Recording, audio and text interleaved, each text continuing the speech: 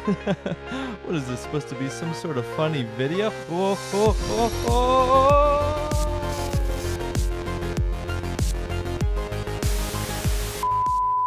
Hello, motherfucker. And welcome to another episode of Hey, Algorithm.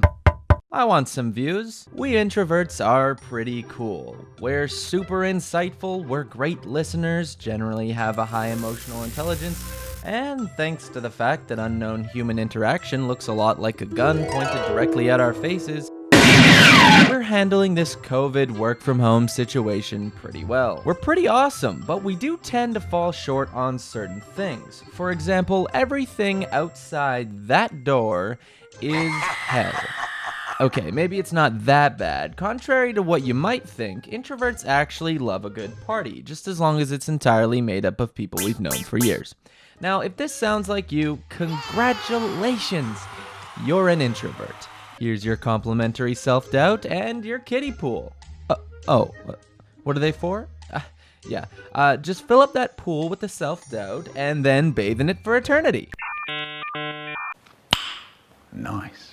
Great! Now that you're settled in, let's talk about the topic at hand, which is how to go outside for fun rather than only when you need to stock up on Pizza Pops and Diet Coke. Now, you're gonna want to start with a reason. I usually choose desperately try to maintain relationships I don't give a shit about, but any reason will do as long as you can bully yourself into believing it. Then, of course, you're gonna need to figure out where you're going, when you're going there, and who you're going with. And of course, the ideal answers would be nowhere, never, and no one, but you'll just have to take what you can get here. And if that sounds like too much work for something you don't want to do anyways, you are correct. Alright, now in our example, we'll be going to a bar with some work friends after work on Friday night. And I know you're thinking, you what? Bar? During a pandemic? Yes, well, Jeff, Steve, and Kevin are as horny as they are confident, and they figure that since they usually end up catching something anyways, they're willing to risk it for the biscuits. Biscuit being female genitalia, presumably. Now, I know that being roped into a disease-ridden, testosterone-fueled bukkake session is probably so far down your priority list that you need Grandpa's 3-inch thick microscope goggles to see, but remember why we're doing this. To maintain relationships we don't give a shit about, right? You see, it's all worth it. Now, in order to give you the illusion of choice, Jeff might say, hey guys, I know Kale never chills with us, and I don't know about y'all, but I want him to have a banging time and definitely get the opportunity to sauce some babes. So let's let him choose where to go. And of course, every bone in your body is saying, anywhere you guys aren't actually would be great. And despite how funny it would be to actually say that, you sadly cannot. So instead, I recommend channeling some Chad energy and letting the boys know that you're just excited to vibe with them and that you trust their judgment.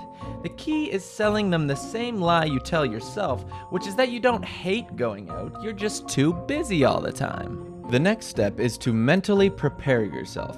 And if I'm being honest, this is the only part of this guide that might actually help you.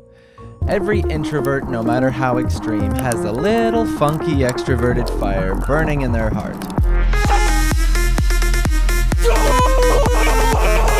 Bruh. That was weird.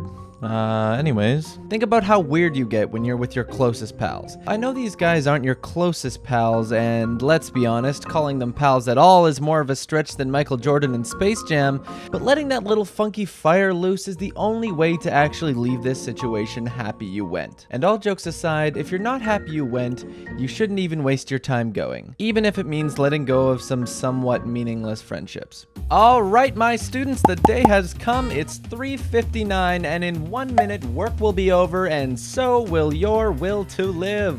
But damn it, you're gonna do your best to have a good time. The clock strikes 4, and the second it does, Jeff, Steve, and Kevin sprint over to your desk on all fours like a pack of hungry baboons and throw you over their shoulders. They're foaming at the mouth, you're crying and shitting your pants simultaneously. Hello.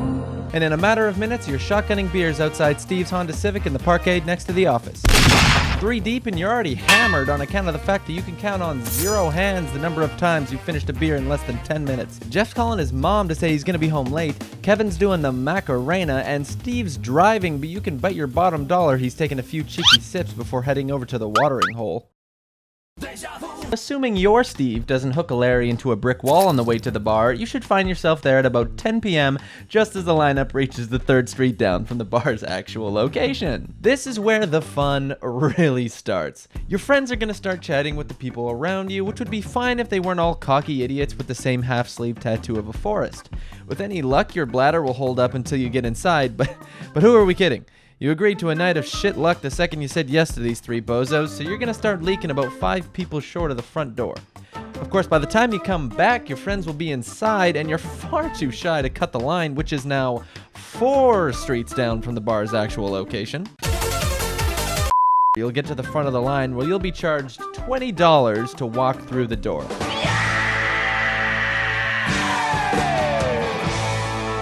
I mean, talk about value for your dollar, folks. That is just fantastic. Once you're inside, you're going to need to buy a drink because you will quickly realize that you are not nearly drunk enough to have fun at a place where your shoes make a